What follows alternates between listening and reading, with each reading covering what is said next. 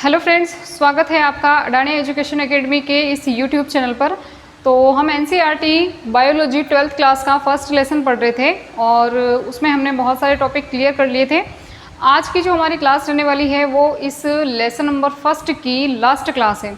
आज ये लेसन आपका पूरा हो जाएगा, उसके बाद में हम सेकेंड चैप्टर स्टार्ट करेंगे और उसकी जो क्लासें हैं वो आपके रेगुलर आएगी। ठीक है, तो चलिए स्टार्ट करते हैं। आज का जो टॉपिक है हमारा, आज का जो टॉपिक है वो है निषेचन पश्च घटना। निषेचन से पहले जो घटनाएं होती है वो हमने पढ़ ली है।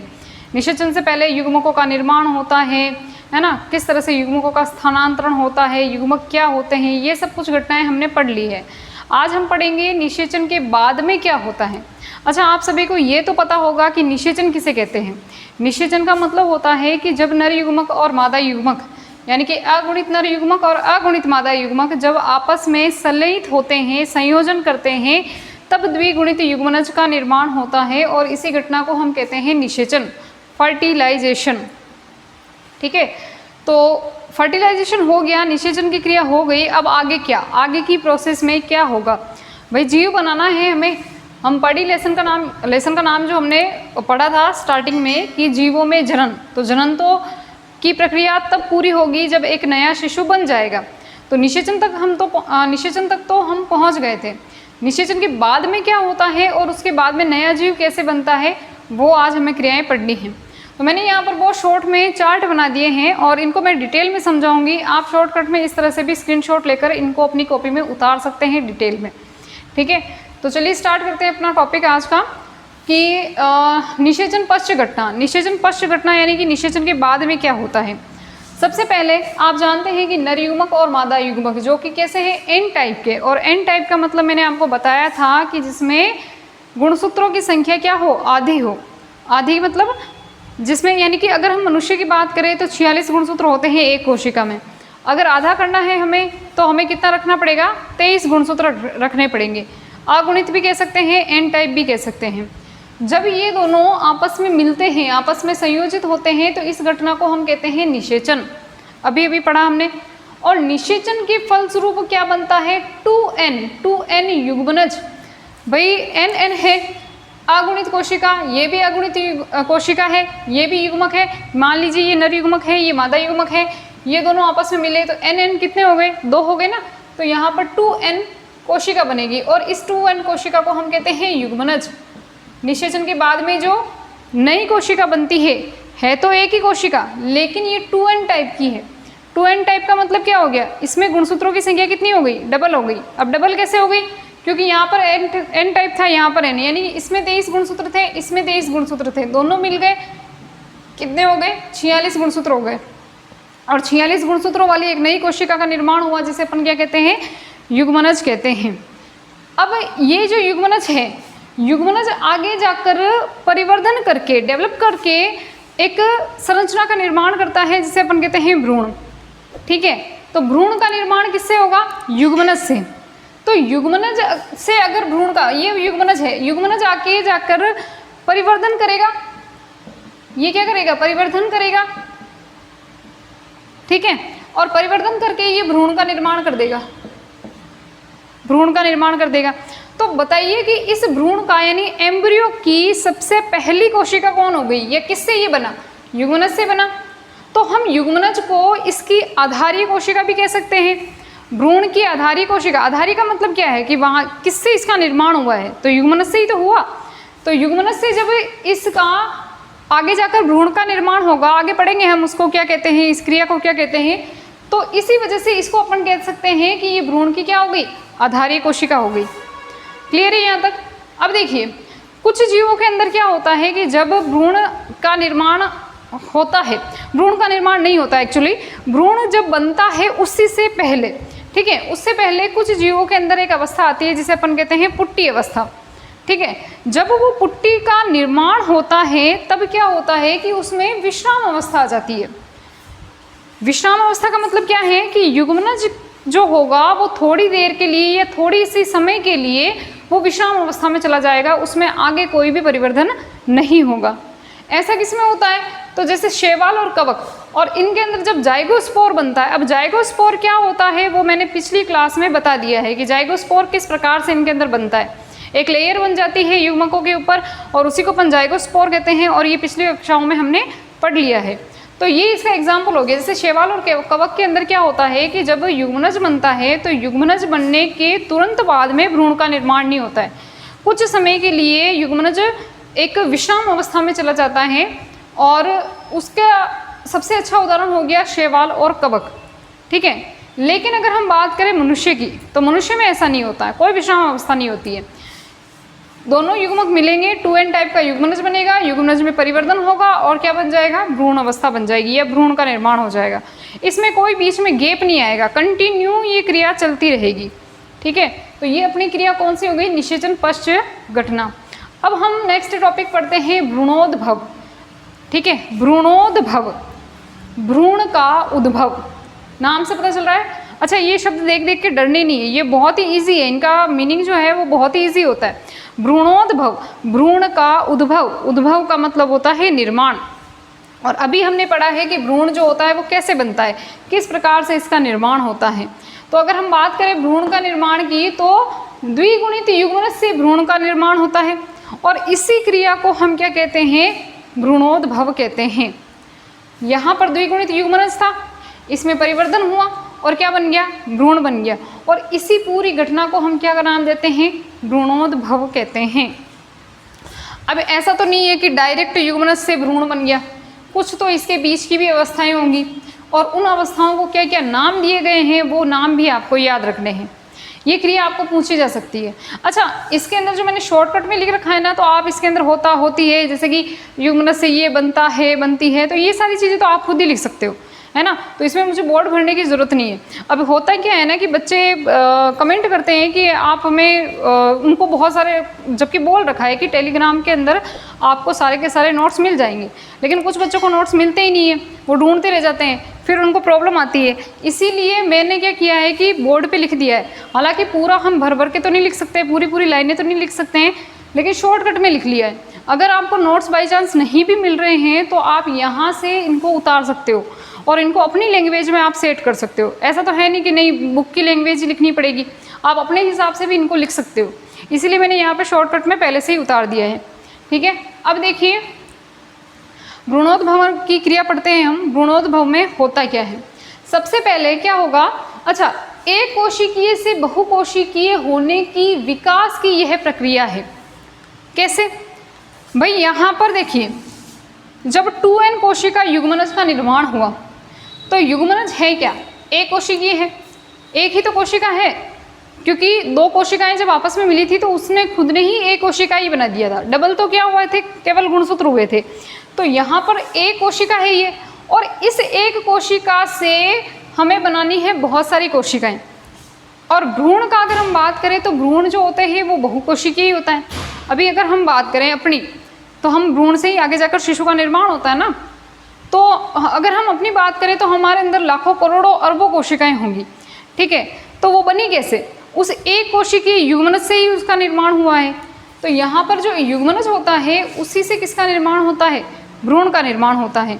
तो यहाँ पर ये लाइन क्या लिख रखी है कि एक कोशिकीय से बहुकोशिकीय, एक कोशिका से बहुकोशिकीय जीव बनने की, या यूँ कह सकते हैं कि एक कोशिकीय से बहुकोशिकीय होने के विकास की प्रक्रिया, ये विकास ही तो हो रहा है ना। एक कोशिका से इतनी सारी कोशिकाएं बन गई और उसी को हम भ्रूण कहेंगे आगे जाकर। तो भ्रूण में तो बहुत सारी कोशिकाएं होती है, तो इस विकास की प्रक्रिया को हम भ्रूणोद्भव कह सकते हैं, या यूँ कह सकते हैं कि भ्रूणोद्भव में ये क्रिया होती है। अब आगे देखिए, सबसे पहले क्या होता है, युग्मनज के अंदर विदलन की क्रिया होती है, युग्मनज में परिवर्धन होता है। युग्मनज में जब विदलन की क्रिया होती है तो एक यूँ कह सकते हैं कि ठोस गेंद के समान, एक गेंद का, जैसे आपने गेंद देखी होगी है ना, ठोस गेंद देखी होगी सॉलिड, उस गेंद की जैसी एक संरचना का निर्माण हो जाता है, और उस संरचना को हम कहते हैं क्या, मोरूला अवस्था। कंटिन्यू ध्यान रखिएगा कि किस प्रकार से अवस्थाएं आती है, सबसे पहले कौन सी अवस्था, उसके बाद की कौन सी अवस्था, उसके बाद की कौन सी अवस्था। खैर इनको तो हम आगे और पढ़ेंगे डिटेल से, लेकिन फिर भी अभी अवस्थाओं के नाम याद रखने हैं आपको। तो जैसे सबसे पहले आई मोरूला अवस्था। ये मोरूला अवस्था कैसी आई, युग्मनज था, युग्मनज आगे जाकर कोशिकीय, बहुत सारी कोशिकाओं के अंदर बदल जाएगा। ये यूँ कह सकते हैं कि युग्मनज एक कोशिकीय है तो वो उसमें क्या होगा, समसूत्री विभाजन होगा। यहाँ पर ध्यान रखना है आपको कि विभाजन कौन सा होता है, समसूत्री विभाजन होता है।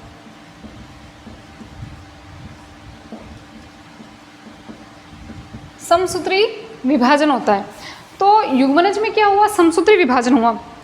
समसूत्री विभाजन में आप पढ़ चुके हो कि जब कोशिकाओं में गुणसूत्रों की संख्या अगली वाली कोशिकाओं में भी समान होती है, जब उसका विभाजन होता है तो उसे अपन कहते हैं समसूत्री विभाजन।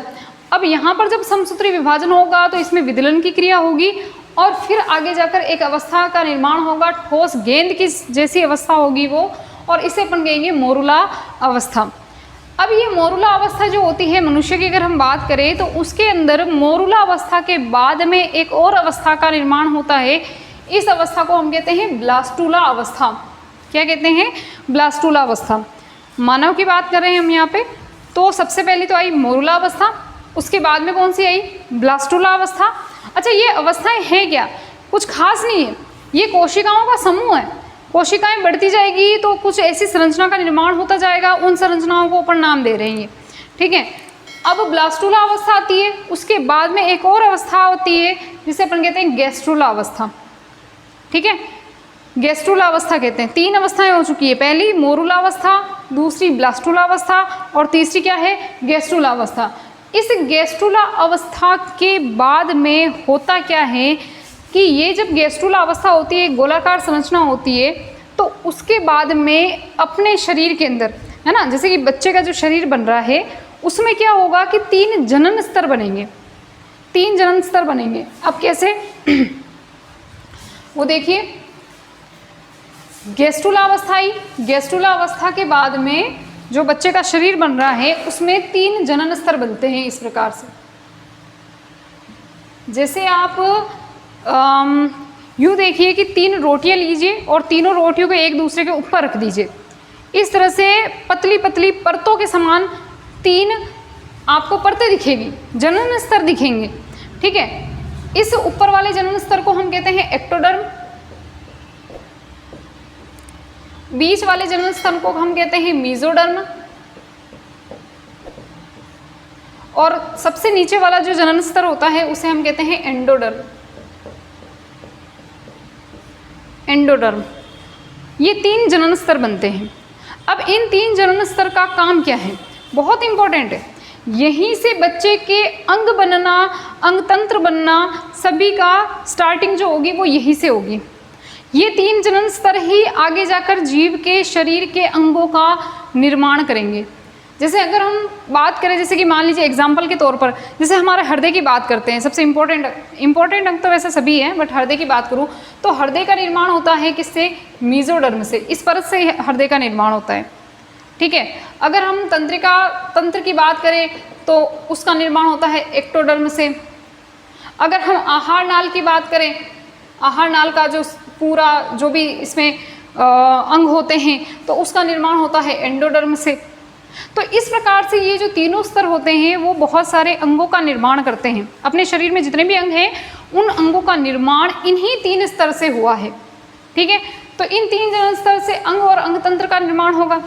अब अंग तंत्र बन गए, अंग बन गए, अब उन अंगों का क्या होगा, विकास होगा, वृद्धि और विकास होगा, परिवर्धन होगा उनका। जब विकास हो जाएगा तो उसके बाद में क्या हो जाएगा, पूरी तरह से बच्चा डेवलप हो जाएगा। 9 महीने पूर्ण होने के बाद में बच्चा पूरी तरह से डेवलप हो गया, यानी उसके अंदर सारे अंग बन गए, अब उसमें कुछ बनना बाकी रह ही नहीं गया है। तो उसके बाद में होती है प्रसव की क्रिया। क्या होती है, प्रसव की क्रिया। प्रसव की क्रिया में बच्चा जो होगा वो माता के शरीर से बाहर आएगा, ठीक है, और क्या हो जाएगा, शिशु का जन्म हो जाएगा। माता के शरीर से बच्चा बाहर आएगा और इस क्रिया को हम प्रसव की क्रिया कहते हैं, और उसके बाद में क्या हो जाएगा, शिशु का जन्म हो जाएगा। तो ये क्रिया कौन सी हो गई, भ्रूणोद्भव की क्रिया हो गई। इजी सा है, कुछ नहीं है, कुछ आपको नाम याद रखने पड़ेंगे यहाँ पर, और इस पूरे चार्ट को आप अपने हिसाब से अपने शब्दों में आप लिख सकते हो, कोई प्रॉब्लम नहीं है, कोई दिक्कत नहीं है। फिर भी आपको अगर इसमें कोई प्रॉब्लम हो तो टेलीग्राम पर नोट्स हैं, आप बार बार ये जो कमेंट करते हैं नोट्स कहाँ मिलेंगे, तो आप टेलीग्राम पर जाइए, कोचिंग के नाम से ही इसकी आईडी बनी हुई है, और वहाँ पर जाकर आप उसमें सर्च कर लीजिए, बायोलॉजी के नोट्स आपको मिल जाएंगे, केमिस्ट्री, बायोलॉजी सभी के नोट्स हैं वहाँ पर, ठीक है। तो वहाँ पर सर्च कर सकते हैं। फिर भी अगर बच्चे को प्रॉब्लम आ रही है तो आप यहाँ से भी इनको देख सकते हो, यहाँ से भी जो शॉर्टकट में लिखे हुए हैं अपने हिसाब से लाइनें बढ़ा चढ़ा कर आप लिख सकते हो, अपनी भाषा में आप लिख सकते हो। ठीक है, तो ये कुछ छोटी छोटी सी घटनाएं थी, वो हमने पढ़ी। इसके आगे नेक्स्ट मैं टॉपिक आगे स्टार्ट करने से पहले आप एक बार इसका स्क्रीनशॉट ले लीजिए, उसके बाद में हम नेक्स्ट टॉपिक स्टार्ट करते हैं। चलिए नेक्स्ट हम देखते हैं अंडज और जरायुज में अंतर। सबसे पहले बात करें हम अंडज और जरायुज होते क्या हैं।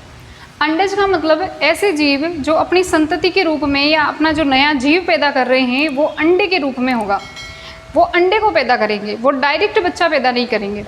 और जरायुज का मतलब क्या होते हैं कि ऐसे जीव जो अंडे को पैदा ना कर कर एक विकसित जीव को जन्म देते हैं, उसे हम कहते हैं जरायुज। तो आपको इनके अंतर भी याद रखने हैं, इनका शब्दों का मतलब भी याद रखना है अंतर के साथ साथ। अब सबसे पहले इसका अंतर देखते हैं कि अंडज के अंदर क्या होता है कि संतति का जन्म अंडे से होता है।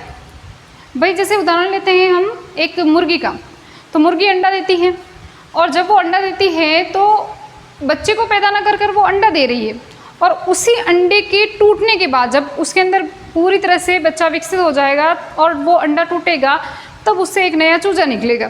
तो उस चूजे का विकास किसके अंदर हुआ? उस अंडे के अंदर हुआ, मादा शरीर के अंदर नहीं हुआ। ठीक है, तो संतति का जन्म किससे होता है? अंडे से होता है। और अगर हम जरायुज की बात करें तो संतति का जन्म जो होता है वो शिशु के रूप में होता है। मनुष्य की बात करें तो मनुष्य बच्चे को पैदा करेगा, अंडा तो देगा नहीं। तो मनुष्य जो है एक विकसित शिशु को जन्म देता है, वो अंडा नहीं देता है। ठीक है, अब हम बात करें सेकंड पॉइंट की, तो भ्रूण का विकास मादा शरीर के बाहर अंडे के अंदर होता है। अभी अपन ने बात की जैसे कि मुर्गी की, मुर्गी ने अंडा दिया और अंडे के कुछ दिनों बाद में जब उसके अंदर बच्चा चूजा जो होगा वो विकसित हो जाएगा तो वो अंडा टूटेगा और उससे चूजा बाहर निकलेगा। तो चूजे का विकास किस में हुआ? अंडे के अंदर हुआ, ना कि मुर्गी के शरीर के अंदर हुआ। ठीक है, अब इसमें हम देखते हैं नेक्स्ट कि भ्रूण का विकास मादा शरीर के अंदर होता है, गर्भाशय में होता है ना। हम आगे पढ़ेंगे रिप्रोडक्शन वाले चैप्टर के अंदर किस प्रकार से विकास होता है। तो जो नया जीव बन रहा है उसका विकास किस में हुआ? मादा के शरीर के अंदर, और कहाँ पर? गर्भाशय में। नेक्स्ट हम देखते हैं अंडज के अंदर कि संतति का जन्म मादा से नहीं होता है। नई जो संतति बन रही है वो उसका जन्म मादा से नहीं हुआ है, जबकि अंडे के अंदर हुआ है, अंडे के टूटने के बाद में होगा। और इसमें अगर हम देखें तो संतति का जन्म मादा के शरीर से होता है, क्योंकि संतति को जन्म कौन देगी? मादा देगी।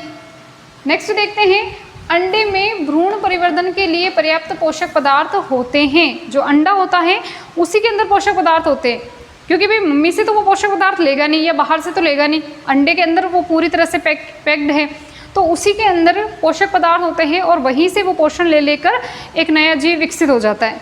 और अगर हम बात करें जरायुज की, तो निषेचित अंड में पर्याप्त पोषक पदार्थ नहीं होने के कारण ये प्लेसेंटा द्वारा मादा के गर्भाशय से पोषण लेता है। मनुष्य की बात करें कि अगर कोई भी बच्चा है जो माता के गर्भ में पल रहा है तो वो क्या करेगा कि माता के शरीर के अंदर जो है प्लेसेंटा नामक एक संरचना होती है जो गर्भाशय और बच्चे से जुड़ी होती है, और वो बच्चा जो होता है उसी प्लेसेंटा के द्वारा माता के शरीर से पोषण लेता है और कुछ एंटीबॉडीज़ भी लेता है। जैसे कि सबसे छोटी एंटीबॉडी होती है हमारे शरीर के अंदर, है ना, तो वो छोटी सी एंटीबॉडी, कुछ एंटीबॉडीज़ होती है, कुछ क्या, अगर हम बात करें आईजीजी की तो वो छोटी सी एंटीबॉडी होती है, तो एंटीबॉडी भी लेता है, और क्योंकि वो प्लेसेंटा को आर पार जा सकती है, और कुछ पोषक पदार्थ भी वहाँ से ये लेता है, कुछ क्या सारे पोषक पदार्थ वहीं से लेता है।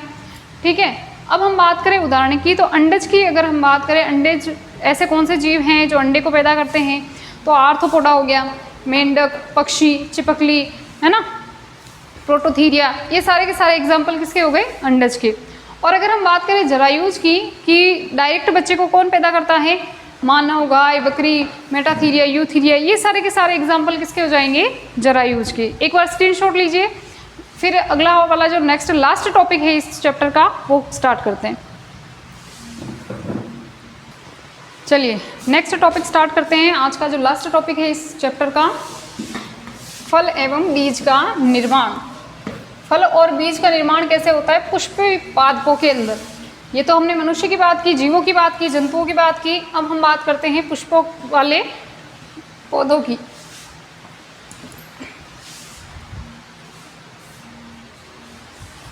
तो नेक्स्ट जो हमारा टॉपिक है वो है फल एवं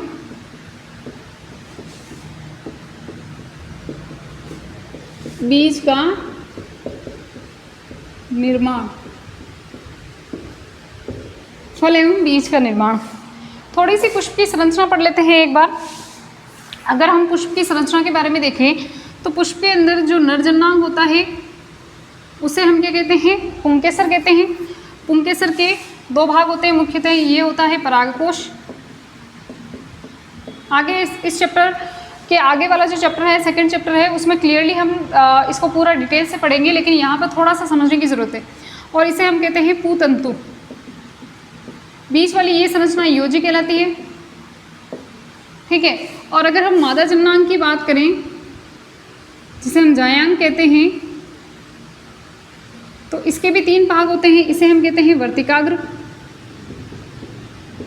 इसे वर्तिका बीच वाली संरचना को, और इसे हम कहते हैं अंडाशय।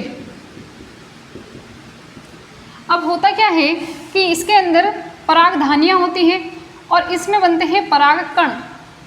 परागकोश में परागकणों का निर्माण होता है और ये परागकण यहाँ से जाकर कहाँ चले जाते हैं, वर्तिकाग्र पर चले जाते हैं। इसी क्रिया को हम परागण की क्रिया कहते हैं, ठीक है, परागण की क्रिया कहते हैं।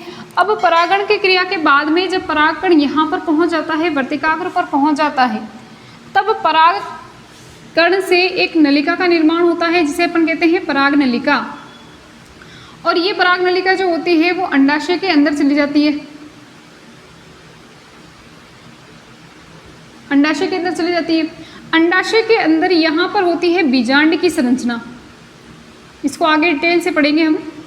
यहाँ पर होती है बीजांड की संरचना, और बीजांड की संरचना के अंदर जब ये पराग नलिका इस प्रकार से यहाँ पर बीजांड द्वार से यहाँ पर बीजांड में ये प्रवेश कर जाती है, उसके बाद में यहाँ पर इसके अंदर जो 2 नर युग्मक होते हैं, 2 केंद्रक होते हैं, वो आते हैं और वो भी यहाँ पर प्रवेश कर जाते हैं इस बीजांड की संरचना में। अब बीजांड की संरचना को अगर हम ध्यान से देखें, इसको खोल कर देखें, तो बीजांड के अंदर होता है एक भ्रूण कोश। ध्यान रखिए, क्या भ्रूण कोश, भ्रूण कोश नहीं है यहाँ पर शब्द, भ्रूण कोश है, भ्रूण कोश। अच्छा, इसमें डरने की जरूरत नहीं है, ये आगे डिटेल से हम पढ़ने वाले हैं, बट यहाँ पर छोटा सा टॉपिक दे रखा है इसलिए मैं यहाँ पर समझा रही हूँ। भ्रूण कोश होता है और भ्रूण कोश के अंदर कुछ कोशिकाएं होती है, 3 ऊपर की ओर कोशिकाएं होती है और 3 नीचे की ओर कोशिकाएं होती है, और बीच में 2 केंद्रक वाली एक कोशिका होती है, ठीक है। इनको हम कहते हैं प्रतिमुखी कोशिकाएं।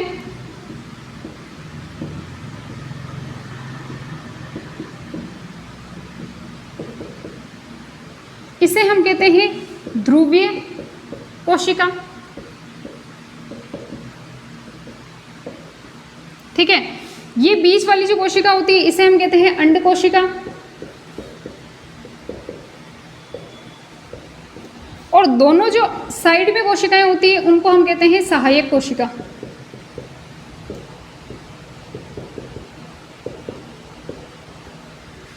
क्लियर है? अब हुआ क्या कि जब इसके अंदर 2 नरयुग्मक आए, 2 आए ना यहाँ पर। अच्छा, यहाँ पर ध्यान क्या रखना है कि जैसे ये ऊपर वाली 3 कोशिकाएं हैं तो इसमें एक एक केंद्रक है, नीचे वाली 3 कोशिकाएं हैं तो उसमें एक एक केंद्रक है, ठीक है। लेकिन जो बीच वाली कोशिका है उसमें 2 केंद्रक है। अब होगा क्या, यहाँ पर ध्यान रखना, दोनों केंद्रक आएंगे, उसमें से एक केंद्रक तो कहाँ चला जाएगा, इस अंड कोशिका के अंदर चला जाएगा, यहाँ पर चला जाएगा। ये मान लीजिए ये केंद्रक है, जो यहाँ से नर युग्मक आया ना उसका केंद्रक, या यूँ कह सकते हैं नर युग्मक। तो एक तो कहाँ चला गया, इस कोशिका के अंदर चला गया। दूसरा जो होगा वो कहाँ चला जाएगा, ध्रुवीय कोशिका में चला जाएगा, ठीक है। अब होगा क्या कि जब अंड कोशिका से एक केंद्रक मिलेगा तो इससे हम कहते हैं प्रथम निषेचन, और इस प्रथम निषेचन के फलस्वरूप किसका निर्माण होता है, बीज का निर्माण होता है। इसका निर्माण होता है बीज का। जब एक नरयुग्मक आता है और वो अंड कोशिका से निषेचित हो जाता है तो उसे प्रथम निषेचन कहते हैं, ठीक है, और इससे बीज का निर्माण होता है। दूसरा जब केंद्रक आता है और वो ध्रुवीय कोशिका से संलयित हो जाता है, इनसे मिल जाता है, तो 3 केंद्रकों वाली ये कोशिका बन जाती है। उससे हम कहते हैं, या यूँ कह सकते हैं कि इससे जो निर्माण होगा वो होगा भ्रूणपोष का। भ्रूणपोष का, जैसा कि नाम से पता चल रहा है, भ्रूण को पोषण देने वाला। और भ्रूण कैसे, यहाँ पर क्या बनेगा, बीज वगैरह बनेंगे ना, तो यहाँ पर इससे भ्रूण का निर्माण होगा। और तो भ्रूण को पोषण कौन देगा, ये भ्रूण पोष देगा। क्लियर है यहाँ तक। तो यहाँ पर जब अब इसको देखिए कि निषेचन यहाँ पर कितनी बार हुआ, एक निषेचन की क्रिया यहाँ पर हुई, अंड कोशिका में हुई, और दूसरी निषेचन की क्रिया यहाँ पर किसमें हुई, ध्रुवीय कोशिका में हुई। तो निषेचन की क्रिया 2 बार होने की वजह से इस पूरी घटना को हम कहते हैं द्विनिषेचन की क्रिया। क्या कहते हैं, द्विनिषेचन, डबल फर्टिलाइजेशन। और क्योंकि यहाँ पर 3 केंद्रकों का संलयन हुआ, इस जगह को अगर आप देखें यहाँ पर जहाँ पर भ्रूणपोष का निर्माण हो रहा है, तो यहाँ पर ध्रुवी केंद्रिका के अंदर 3 केंद्रकों का संलयन हुआ, इसलिए इसे त्रिक संलयन की क्रिया भी कहते हैं।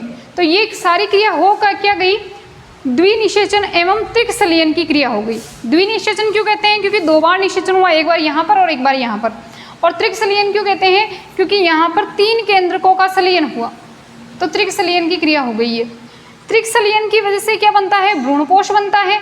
और जब ये अंड कोशिका के अंदर जब संलयन होता है तो उसमें से बीज का निर्माण होता है। अब धीरे धीरे क्या होगा कि जो अंडाशय होता है, ये पूरा का पूरा अंडाशय होता है, जब बीज का निर्माण होता है, आगे जाकर फल का जब निर्माण होगा, आपको ये तो पता है कि बीजांड से तो बीज का निर्माण होता है, ये अंदर बीजांड था तो इससे तो बीज का निर्माण होगा। और जो अंडाशय होता है उससे किसका निर्माण होता है, फल का निर्माण होता है। तो अब ये फल बनेगा कैसे, इससे हमें फल बनाना है, तो फल बनेगा कैसे कि यहाँ की जो भित्ति होगी, ये जो भित्ति होगी अंडाशय की, तो जो भित्ति होगी वो डेवलप होकर फल की भित्ति का निर्माण कर देगी, जिसे अपन कहते हैं पेरिकार्प या फल भित्ति। और क्या चेंजेस आएंगे इसके अंदर कि जो पुष्प होता है, पुष्प के अंदर आपने अगर संरचना पढ़ी हो, पढ़ाई भी थी मैंने पहले, और आगे वाले चैप्टर में स्टार्टिंग में ये अपन टॉपिक पढ़ेंगे, तो उसके अंदर हम देखेंगे कि जो पुष्प होता है उसके अंदर संरचनाएं होती है, जैसे बाह्य दल हो गया, दल हो गया, है ना, तो ये कुछ संरचनाएं होती है। तो ये संरचनाएं जो होगी वो अपने आप ही टूटकर नीचे गिरने लग जाएगी जब फल का निर्माण होगा। बाह्य दल, दल वगैरह, है ना, ये सब के सब अपने आप ही टूटकर नीचे गिरने लग जाएंगे। लेकिन कुछ ऐसे पौधे होते हैं जिनके अंदर वो लास्ट तक बचे रहते हैं, जैसे मटर हो गया, है ना, बैंगन हो गया, तो इनके अंदर जो बाह्य दल वगैरह होते हैं वो लगे रहते हैं। क्लियर है यहाँ तक।